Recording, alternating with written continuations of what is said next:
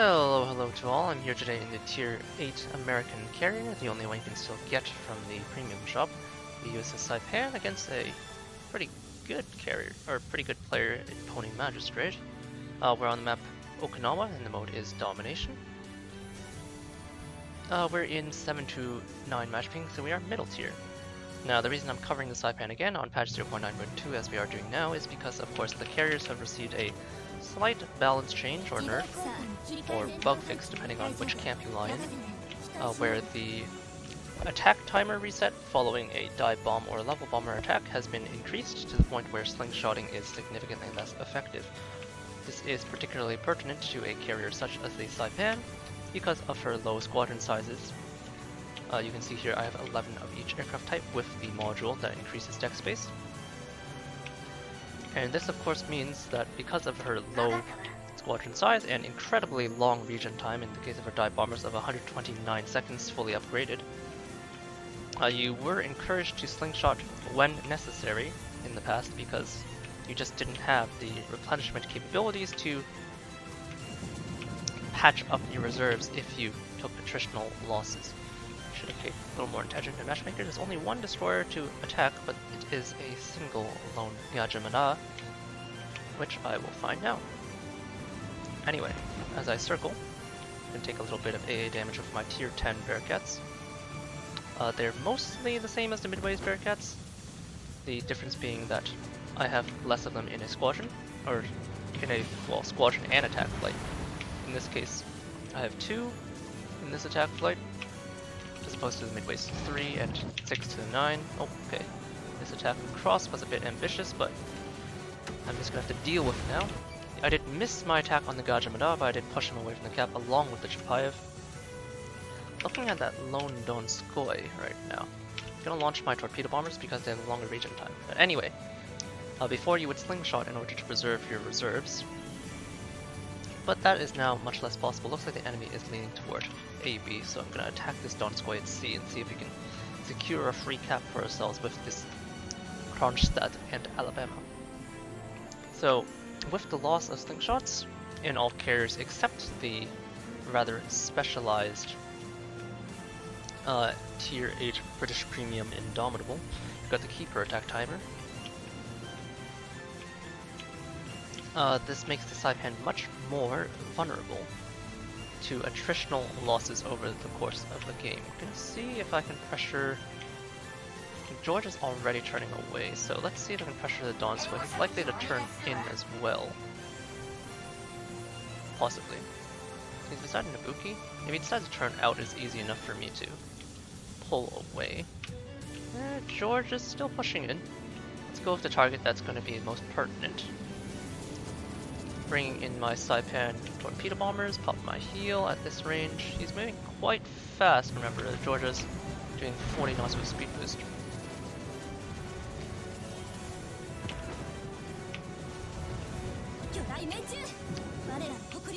Long lead time and a bit of an incorrect judgment of range means I'm going to miss my last torpedo. I can afford to take about 2 plane losses per sortie if I'm careful. The last 2 Midway BTDs. And at this point, there's enough of a force support down here that I'm again going to alter my course, make another turn. My Saipan hull's fairly stealthy, but I do want to stay in concealment. Another 3 torpedo hits as the, another 4 torpedo hits as the Georgia maneuvers quite heavily, and I think I'm going to stick him with a permanent flooding. I'm not going to need all 4 or all 6 of my bombers here, just going to make 1 attack on the Georgia.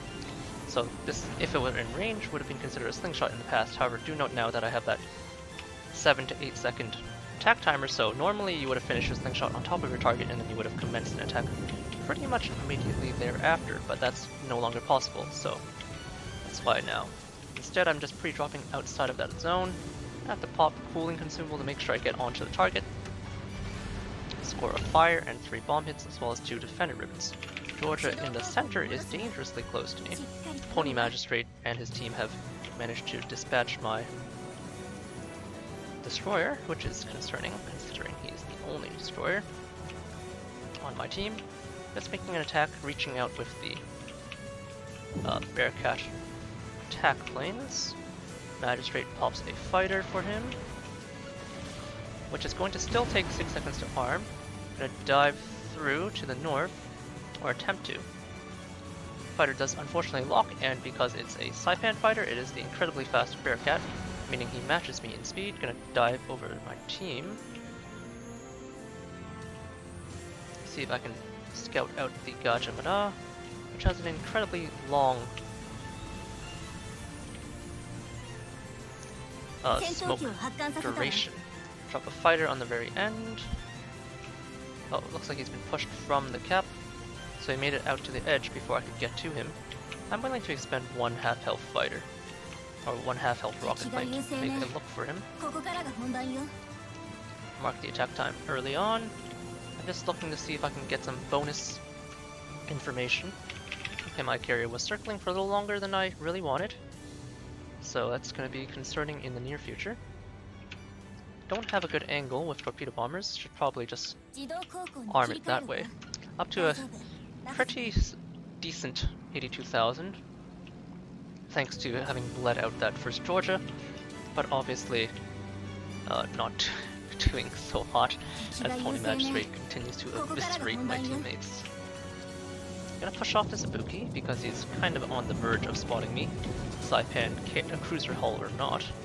Looks like I was briefly spotted.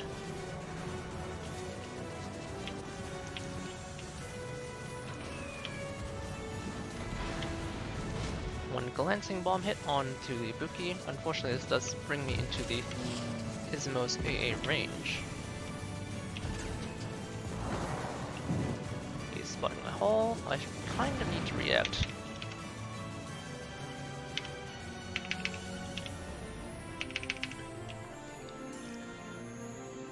He's trying to just plane spot my hull. That's why he's dropping the fighter. And by trying, I mean he will. It's rather annoying. I can counter this, of course, by just dropping a fighter of my own to remove that. Do need to be careful not to stay too long in the 6-second lock time, however. You can see his teammates quickly firing upon me.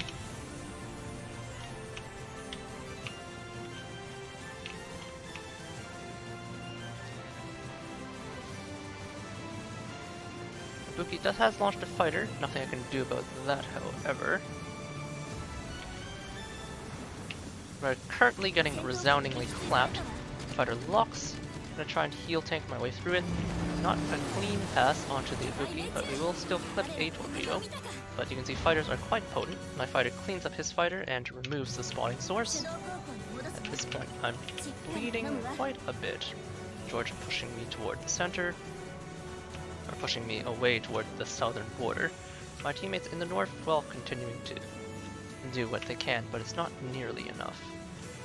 He's gonna spot me in the second round, gonna try and have his allies finish me off, I'm sure. That's what the incoming dive bombers are for, as well as hitting my quite possibly AFK Musashi, although he did launch a fighter, which suggests that he's not entirely away from keyboard, but instead rather just reversing away from the game.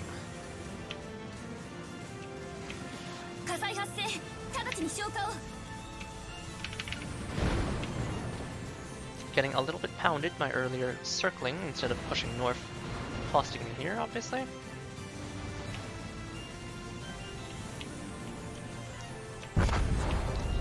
Carrier hull is going to go down.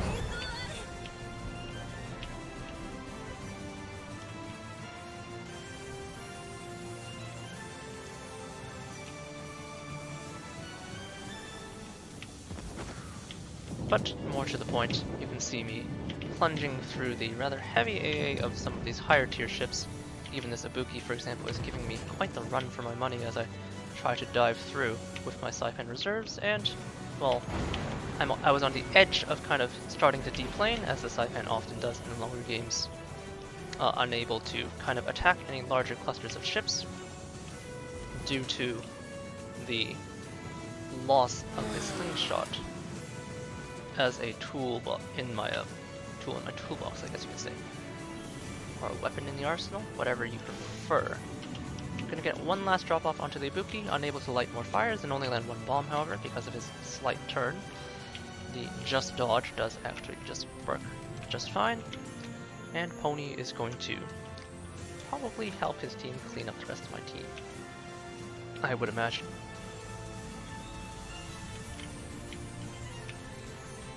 In terms of macro game perspective, we lost control of the center. My destroyer died quite early, probably got caught up in either the Chapayev or the Donskoy's raider, probably the Chapayev considering his proximity to the center, and the Donskoy's push into the south. And after that, with the death of the Sims, we lost control of the center of the cap as the enemy team just pushed the Georgia in because he no longer has to fear any kind of destroyer threat and torpedoes at all. My team also sent a rather large force up to the north side of A, which on Okinawa is almost always a death sentence because it takes forever to bring your battleships back out from there.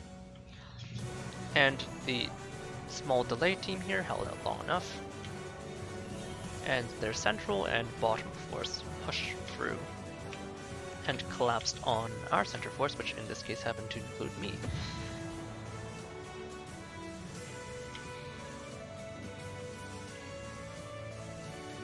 My team is actually putting up a decent fight, but we are positionally disadvantaged and down significantly on points, so there's almost no way that we're going to come back from this game.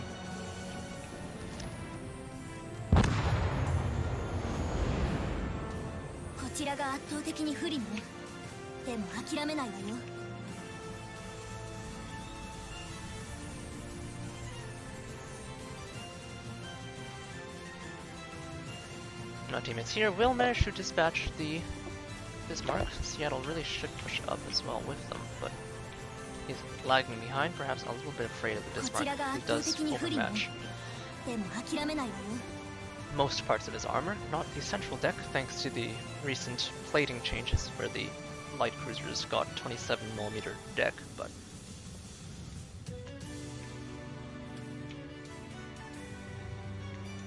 finally, he does get into range, pop radar, shoves the salvo into the Gajimada, and will dispatch the enemy destroyer, but a tad too late for the context of what's going on in this game. These three in the north are basically the last ones alive. My Kronstadt, who started in the south, did put up a valiant effort, but he's going to finally get put down, having been quite alone.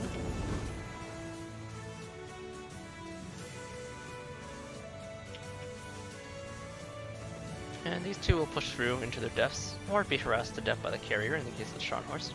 I was going to shove in, and this enemy Iowa will dispatch the Seattle in short order, next salvo at the very least. Looks like the enemy Saipan, Pony, did somewhat miss his strike.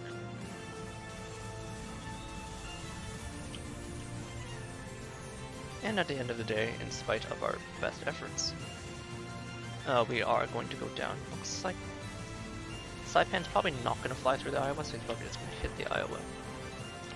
Scharnhorst is going to go down from a rogue KGB salvo anyway, whenever the KGB decides to shoot at him, so it should be quite fine. It's very easy cleanup. The next kill will end the game. So if you really wanted to, you could end the game right now by just shooting the Scharnhorst if you're in any danger of dying, but looks like they have plenty of time, so the KGB is opting to hit the Iowa. He was a bit higher health and worth a lot more points in terms of base experience and economy for him.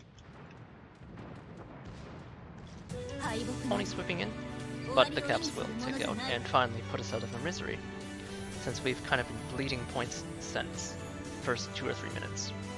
Now it is a defeat, but nevertheless 108,000 damage, most of the battleship bleed damage, but I'll take it. 8 torpedo hits, 9 bomb hits, 7 incapacitations, 4 fires, 2 floods, 5 defender ribbons, 11 spotted ribbons, 11 rocket hits, and 3 planes interdicted by fighter. That was the fighter exchange when Pony spotted me.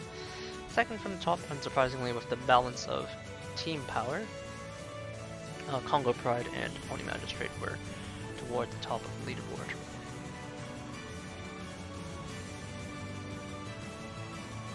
Anyhow, before we continue forward, this is of course the USS Saipan. You can see relatively small compact carrier, nothing like the fleet carriers or the juggernauts at the tier. And appropriately thin armor as a result, no armored deck or anything here, very vulnerable to all forms of HE fire.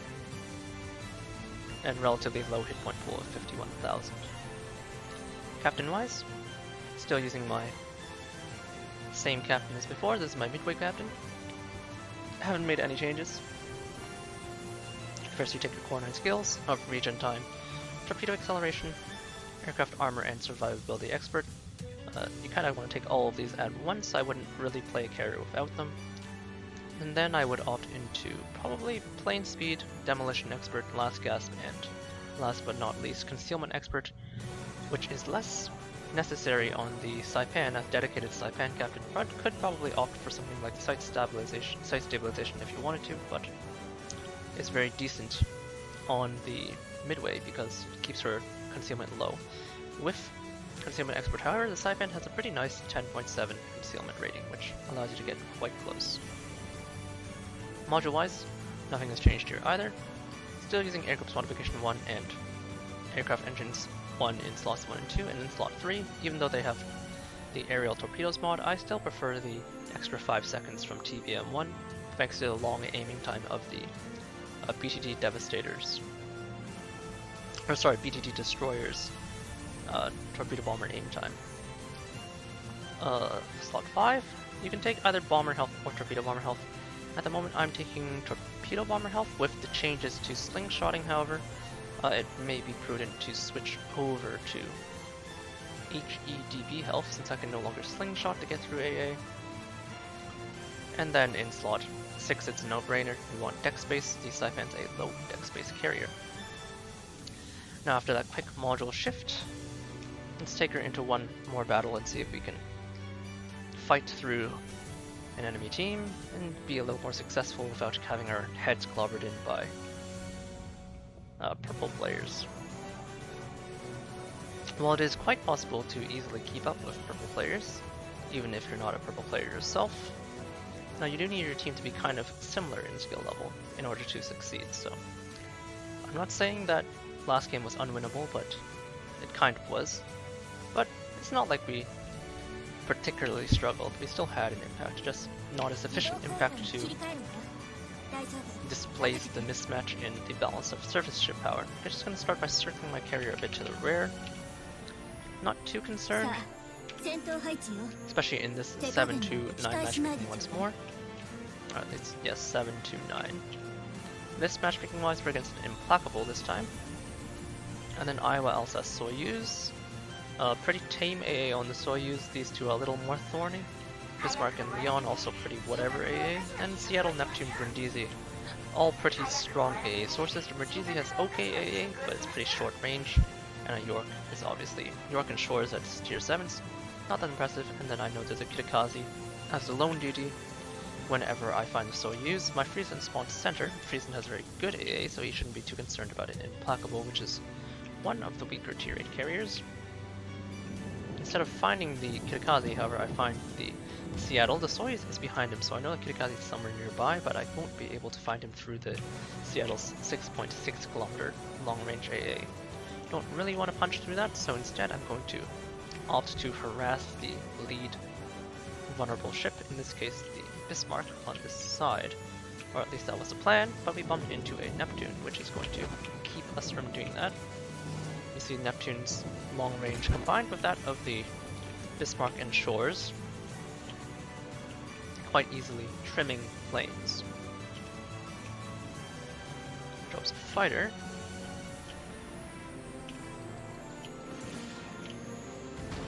Gonna pre-drop once. My Friesen can take care of himself.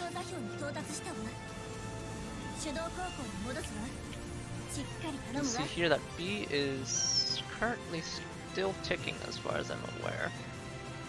I am gonna risk these two planes and see if I can find the Kitakazi, or at least find some information. If we do, get him to pop a smoke. And I managed to actually get an incapacitation, dumping after the fighter locks for one plane. He's in smoke now, and I can see the deployment. I'm gonna deploy my carrier north and bring out the torpedo bombers to force the Kitakazi from this smoke in this case.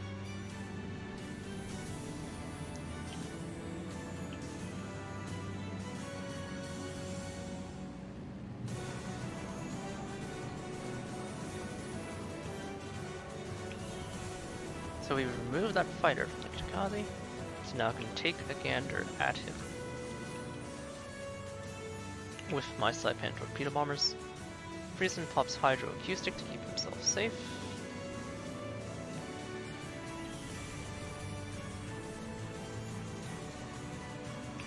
We know the Kirikaze is still in the cap, and I'm unspotted, so he's still in the smoke. I'm gonna get briefly spotted by the Implacable's torpedo bombers. Gonna leave a fighter here so that the Friesen has spotting, kind of aiming at where the Kirikaze was last spotted onto the minimap. He has, however, left the smoke screen from the looks of it. Because I have TBM1, however, I am going to be able to stay onto him, even after having to make a course correction. Friesen's going to get some pot shots onto him, and I'm going to get a fairly predictable turn. He should turn toward his teammates, in theory, or he can just go out into the open like so. I guess that's fine too. He still has his AA off. I'm going to land a torpedo from the last salvo and this salvo, from the looks of it, for a flood into reflood. Oh, the fighter has locked me, so it doesn't look like I'm going to have time to dump that last package. But having landed 2 torpedoes onto the Kirikaze, I'm going to go after him with my Bearcats once more. I know he's dumped his smoke.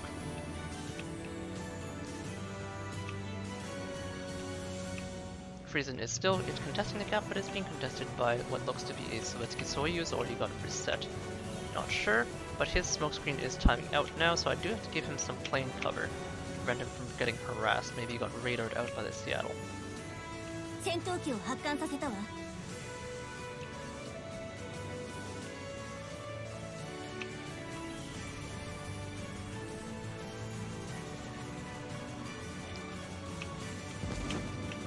Searching for the Kirikaze. Bump into instead the Neptune. He's going to prompt a engine cooling. The Kirikaze, having taken quite a bit of fire from my allies and 2 torpedoes from me, is quite crippled at this point. Turns on his AA, which means I'm going to have a pretty good turn. He's going to trim one of my planes before I can really get onto him again. But all I need is for 1 solid connection from 3. However, thanks to the low density of munitions, it's not exactly a guarantee. Both my torpedo bombers and dive bombers are full, which means both are not regenning, which means I can select my preferred armament of the 2. I have pushed the Kirikaze far, far from the cap, but the cap is still being blocked by interference from what looks to be the Seattle. It's definitely not the Soyuz. So it should be a saddle inside the cap, probably right about here on his own. If I had to guess, oh, he's pushed quite deep into the cap actually. I brought the torpedo bombers, which have a heal. I did reduce their health in port by taking off the torpedo bomber module. I'm going to use this heal to tank my way through for a little bit. See if I can push him out. I'm going to F out after. It's going to be pretty dangerous this day. It's going to be quite a loss to my torpedo bombers. You can see not too many of them made it out, just the first 2 it looks like. But I gave my Friesen information. He should probably leave. I did clip the Seattle with a torpedo. His Iowa, on the other hand, now is identified as quite vulnerable. In a fairly safe position still. The only thing that can really shell my hull is the Iowa, unlike the last game. I got forced to the edge of Okinawa as the enemy team pushed through. Again, I cannot slingshot, so there's no point slingshotting onto the Iowa. Conserve what remains of my boost bar for the final close. Saipan, or standard HEDB ellipse, fairly wide. Can't really circle around. I do manage to still miss a hit. Fullest squadron is the rockets. I'm gonna go around before I try to plunge back towards the center. Trying to retain control, was unable to finish off that low health Kirikaze. Of course, he's probably somewhere back around here if he's playing at all aggressively. Enemy carrier providing protection for the Iowa. And harassing my Ismo.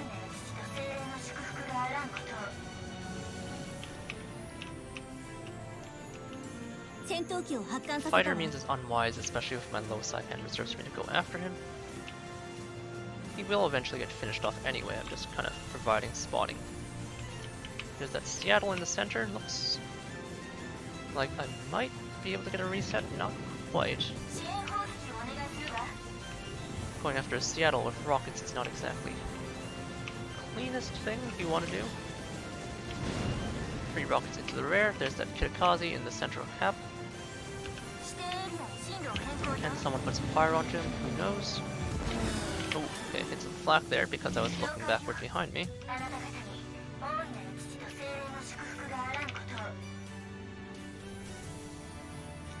Teammates are kind of eating dirt right now, unfortunately.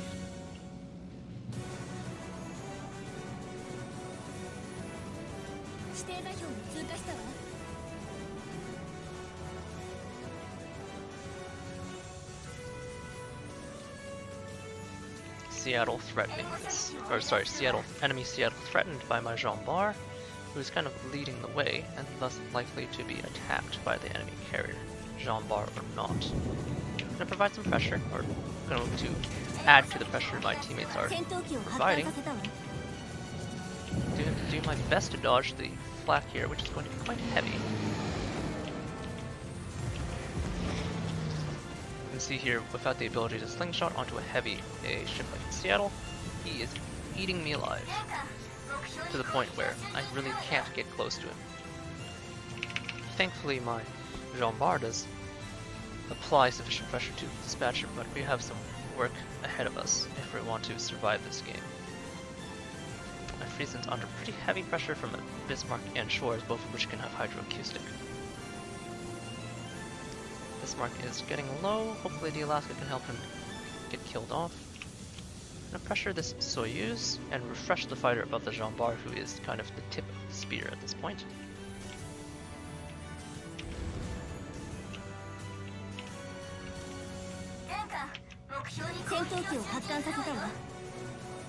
I'm gonna keep this York lit, so hopefully my Brindisi can spot him. Playing a much more utilitarian role this game. He does go down.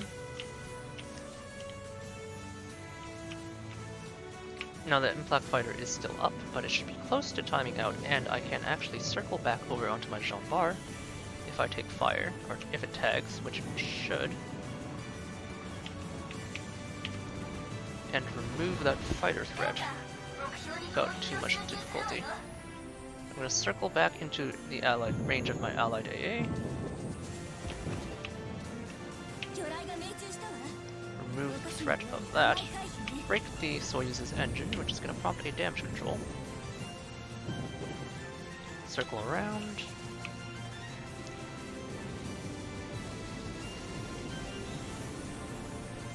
He drops his own fighter.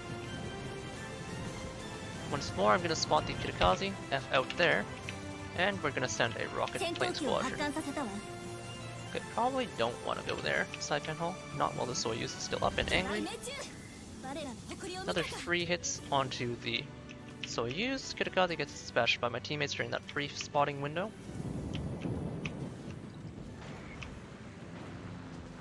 It's going for a straight head-on Soyuz pass.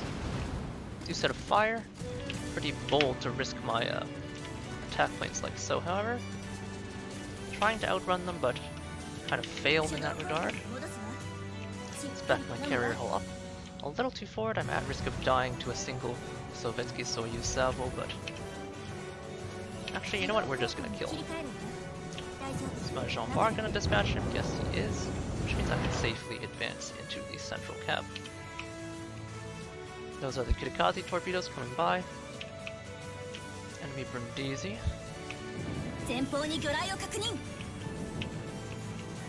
Last 3 ships left. Only have 2 dive bombers left thanks to the low HP, and if you remember that Seattle plunge, well, that didn't go very well. I'm going to circle out and around in order to avoid as much of the Leon's AA as possible in this lower damage game. Pop engine cooling to just minimize time in AA now that we're making our final attack run. We have 2 planes to expend and 2 to make the hit.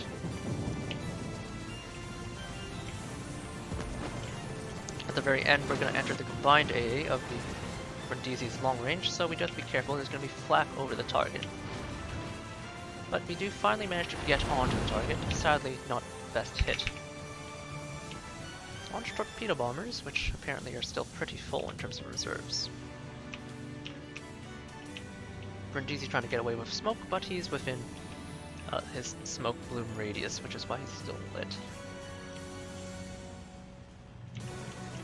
Is that a pretty poor angle for attacking with torpedo bombers, but you attack with what you got, and as you can see from my reserves, they are fairly chewed up, especially after I just spent those 4 rocket planes on getting fighter tagged quite recklessly. I can approximate where to aim.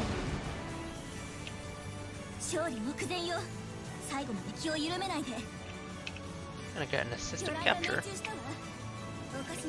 and spot out the carrier.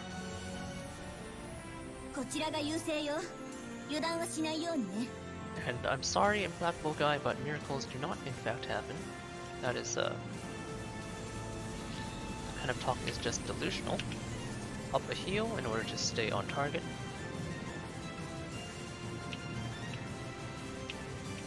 Now the Implacable itself is going about 30 knots, so I have to aim a little ahead.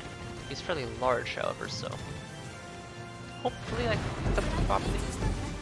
And there's a nice perfect 4 torpedo spread to finish off the match. 8-6-2 with 3 caps taking. I might have time to get onto him one last time. Or not. Or the Jean Bar will finish the game for me quite nicely. A little better this time. A little less in terms of damage. 88,000. But I will honestly take it.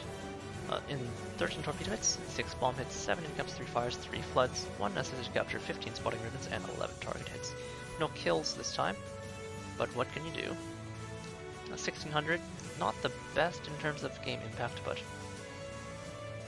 we were able to make it so that the enemy Kitakaze did not have a game, so there is that, I suppose. But you saw there, versus the likes of the Seattle, it was quite a beating. Trying to force through my dive bombers, even with the slightly improved health after changing that module out in port, did not go very well, and I lost a ton of aircraft which are basically irreplaceable. The Saipan starts with 11 of each aircraft type, and over the course of the game, if you assume perfect squadron cycling, which is not actually possible, you get about 10 extra aircraft of each type. And as you saw toward the end of the game, I was kind of running dry on reserves with 2 dive bombers left and 2 fighters left, and the only squadron that was still healthy was the torpedo bombers, which benefited a lot from going after lower AA targets such as the Sovietsky Soyuz and Kitakaze, as well as just having access to that torpedo bomber heel, which helped to keep them alive. As a result of our mixed success with our various strike packages, you can see the bulk of our damage came from the torpedo bomber, Torpedo Alpha.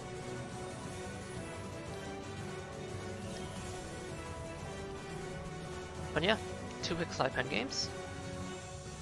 She's still a fairly potent carrier, but she's definitely hurt a lot by the slingshot changes.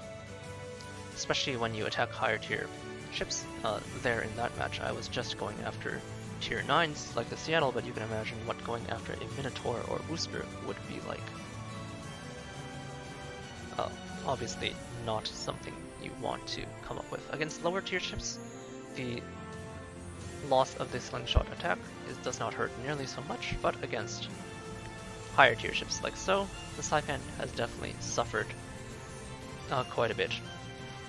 So in terms of the balance of carrier power at tier 8, she definitely gets notched a little bit lower thanks to the loss of access to slingshotting. It was a particularly important aspect to her kit, and without it the Saipan is going to just become even more difficult to play for the average player. You can see there in that latter game, even as my team was winning, kind of, or when we were in that stage of the game when we were trying to turn the game around, because the team did of course start with the enemy team did of course start with a cap advantage. When it came to turning the game around, I was struggling to have sufficient impact, making attacks such as that attack with the dive bombers on the solo Seattle, which did not go so hot. Anyhow, that was my revisit to the Saipan. Definitely still capable, but more difficult to play than before, for sure. I hope you enjoyed, and I will catch you all later. Cheers.